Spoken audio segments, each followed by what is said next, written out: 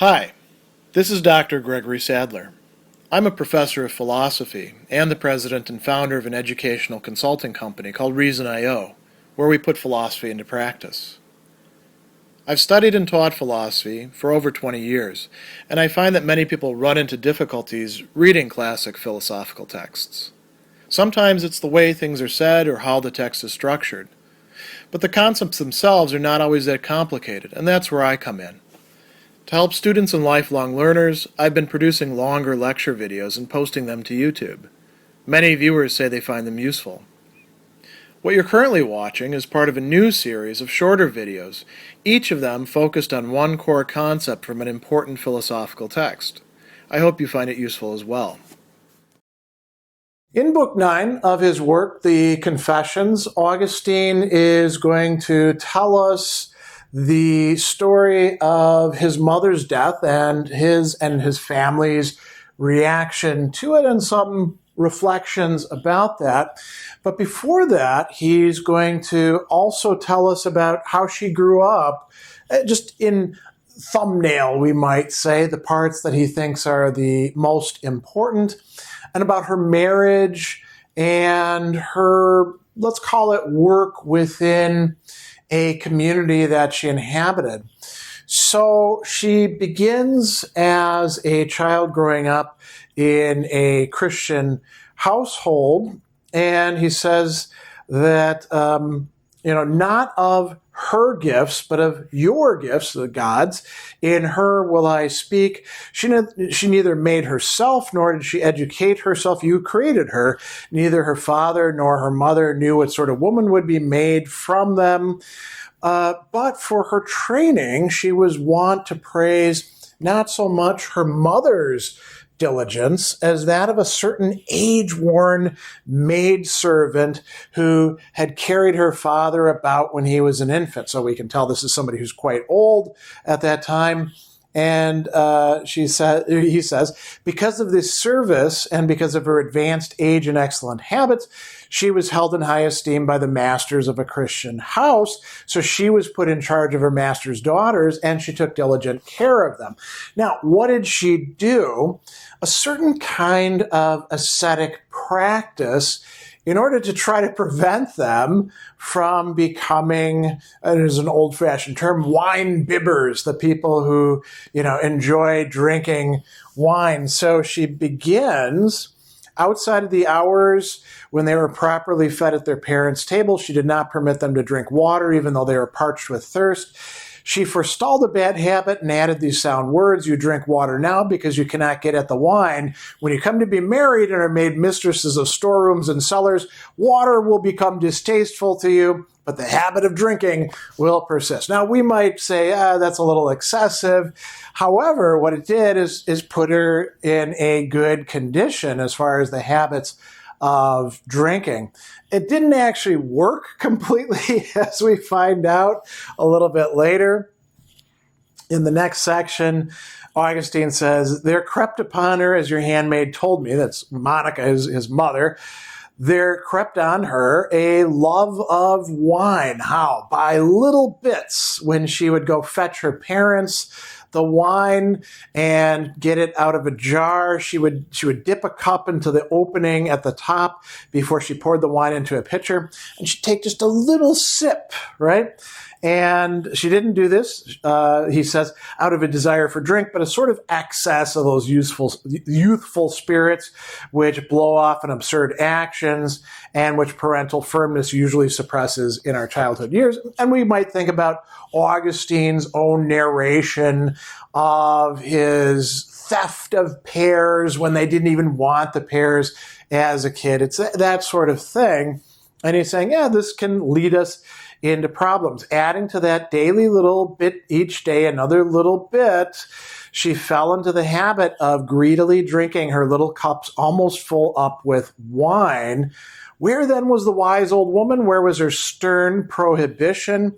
And it's going to turn out okay, because there's another maidservant who is wrathful. She's angry with Monica, a maidservant with whom she used to go down to the cellar, quarreled with her little mistress, the two being all alone as it so happened. She threw this fault at her with most bitter insults and called her a wine bibber. So Monica is upset about this. And she, as Augustine is going to tell us, beheld her own foul state and immediately condemned it and cast it off. So she was able to take what wasn't actually intended as correction, but just, attacking somebody else, and use it to her advantage to stop this habit that had developed. He goes on in the next chapter and talks about her as being a wife to this guy, Patricius, who is, by the way, a pagan most of his life. Augustine is growing up in what we typically call a mixed marriage, right, between people of different religions. It doesn't appear that Patricius was particularly interested in the old pagan religion. He just wasn't, interested in Christianity until later on. And Monica began striving to win him to God, speaking to him about you through her conduct, by which you made her beautiful, an object of reverence, love, and a source of admiration to her husband. How? Well, she put up with, as he's going to call it, offenses against her marriage bed without having quarrels with her husband. Now, that could be cheating, that could be his bad temper, it could be a number of different things. And why? She looked forward to seeing your mercy, God's mercy upon him, so that he would believe in you and be made chaste. And it looks like, he had sort of a double-sided nature. He was known for kindness, benevolencia, but also anger, ira. And when he became angry, she would not try to argue with him or resist him or criticize him. But then when he had curbed his anger and became calm and the time was opportune, she explained what she had done if he happened to have been inadvertently disturbed. So this is a way of trying to win him over, you can say. And then other wives come to her for, conversation, and they're criticizing their husband's conduct. And she says, well, you need to look at your side. She blamed it on their tongues, and she would give serious advice in the guise of a joke. Why? To soften it. So she's not being censorious and saying, you terrible wives, look at me, I'm so great, the way that, some people do today when they're giving advice about this sort of stuff. So she's giving advice to other wives about how they can have a better marriage. And we might disagree with, the insistence here that women shouldn't rise up in pride against their lords, and when they, have a marriage contract read to them, they should regard these documents as legal instruments making them slaves. That's probably going too far in a matter of ancient culture. But the idea of trying to work with your partner and to give the advice to do the same seems to be pretty on point. She also manages to win over her mother-in-law when there's bad rumors about her being spread, again, by servants in the household. And she tells her mother-in-law about this sort of stuff, persevering in patience and meekness. Then the mother-in-law tells the son, Patricius, about this, and he punishes the servants.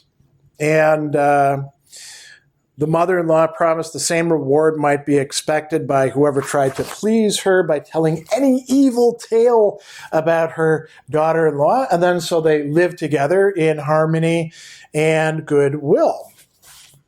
We also learn that she was a great peacemaker, not just within her family, but between people who were at odds and in disagreement. We read, when she heard from either side many very bitter things, like something a swollen, undigested discord often vomits up when a rough mass of hatred is belched out in biting talk to a present friend about an absent enemy. She would never betray a thing to either of them about the other, except what would help towards their reconciliation. And Augustine says something really interesting here. This might have seemed a small thing to me if from sad experience I had not known unnumbered throngs who, through some kind of horrid, widespread sinful infection, not only report the words of angry enemies to angry enemies, but even add things that they did not say. So Monica has this disposition of trying to promote peace between people. And a little bit later, he's going to talk about her not only winning over Patricius to God and the Christian religion, but being the servant of Christ's servants. So he goes and says, whoever among them knew her greatly praised you and honored you and loved you in her. Why? Because they recognized your presence in her heart. And again, why? Because the fruit of her holy life bore witness to this. So he's setting out a kind of, if you want to be living a life that's oriented towards Christ, here's what you might do. Here's a great example of that in my mother, Monica. Now, a little bit later, they are having this discussion, this discourse together about God and death and life and all of that. This is in chapter 10. And we read that Monica, at the end of this discourse, is going to say, "Son, for my own part, I now find no delight in anything in this life. What I can still do here and why am I here, I don't know, now that all my hopes in the world have been accomplished." What are her hopes in the world? That not only her husband would come to the Christian religion, but that Augustine would as well. And keep in mind that Augustine has a very long path.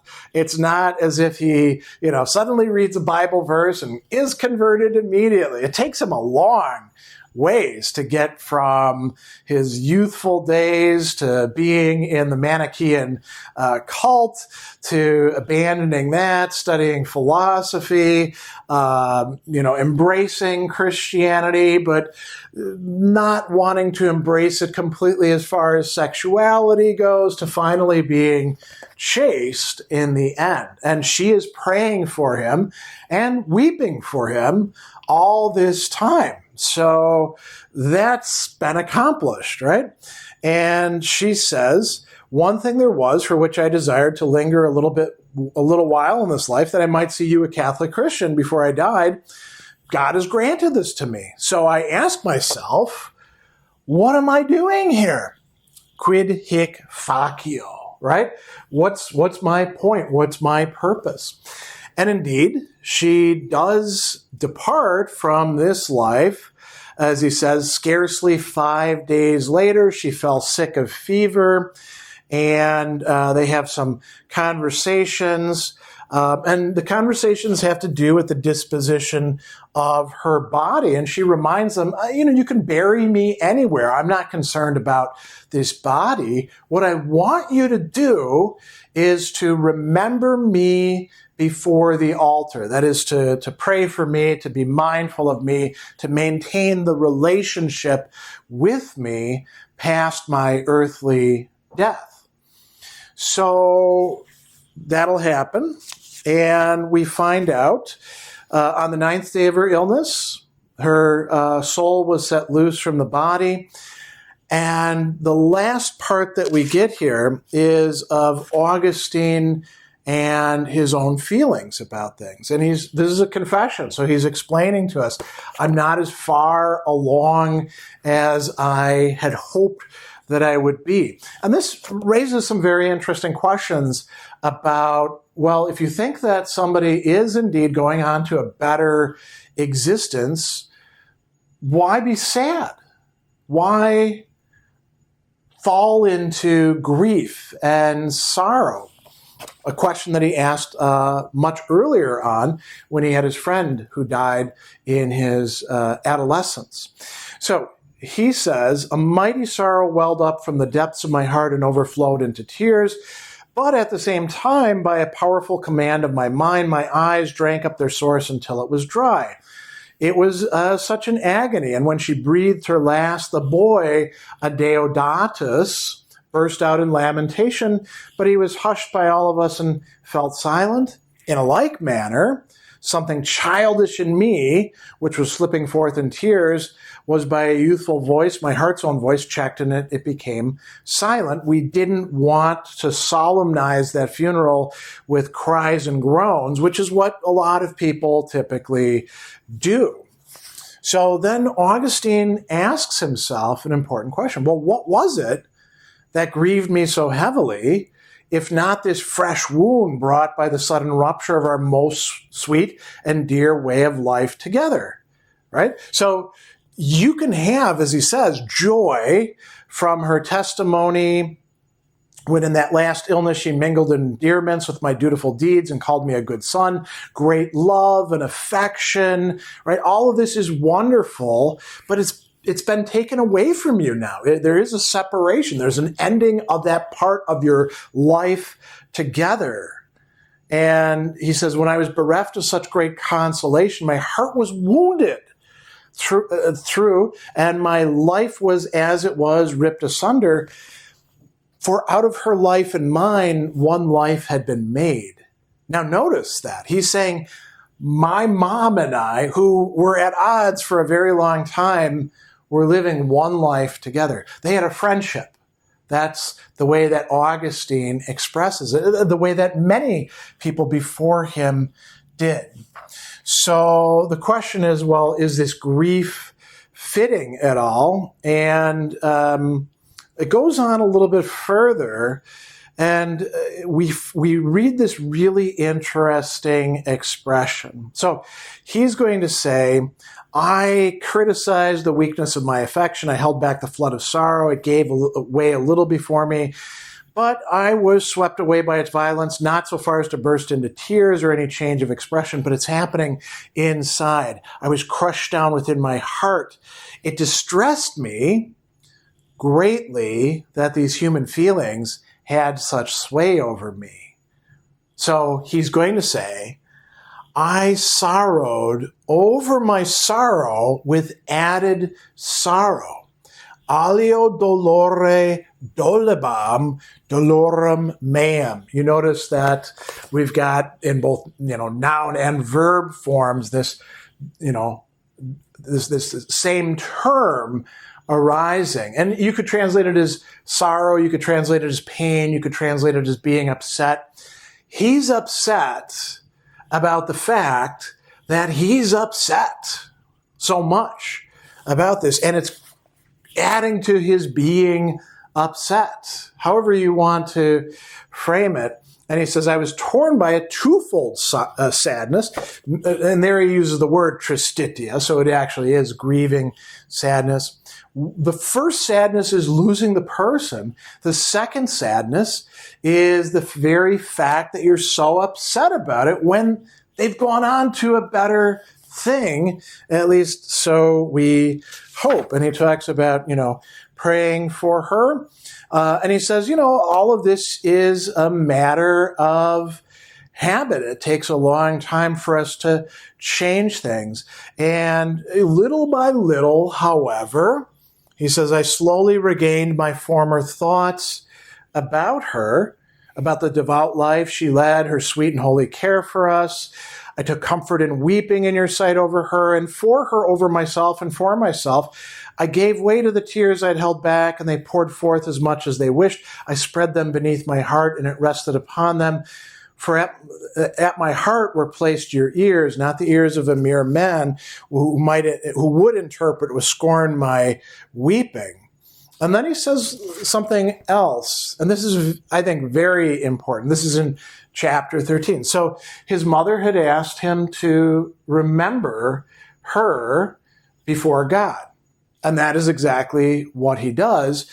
It's not just like calling her to mind. he prays on her behalf. Now, why would he do that? She's such a holy woman. She doesn't need that sort of thing. And he says, well, I pour out on behalf of her who is your handmaid a far different kind of tears. They flow from a spirit shaken by thought of the dangers besetting every soul that dies. In Adam, she had been made to live in Christ, even while not released from the flesh. She lived as to give praise of your name. Still, I dare not say that from the time you regenerated her by baptism, no word had issued from her mouth contrary to your commandment. And he goes on and brings up the biblical injunction, don't say to your brother fool or anything like that. And she says, well, I don't know exactly what she did. So I put aside for a while her good deeds, for which I give thanks to you for joy. And now I beseech you in behalf of my mother's sins. Forgive her, Lord, forgive her, I beseech you. Enter not into judgment with her. Let your mercy be exalted above your justice. Right? So he's asking for mercy for his mother. And he also talks about peace in there as well. So he says, therefore may she rest in peace together with that husband before whom and after whom she had no other, who she obeyed with patience, bringing forth fruit to you, so that she might win him to you. So he's not just saying, let's pray for her by herself. The notion of the life to come for Augustine is not one that is individualistic, we could say. It is one in which we have proper relations with those with whom we were connected in our life here in the body. So we get a lot of very interesting reflections on Augustine's part, thinking about the life and the death of his mother, Monica.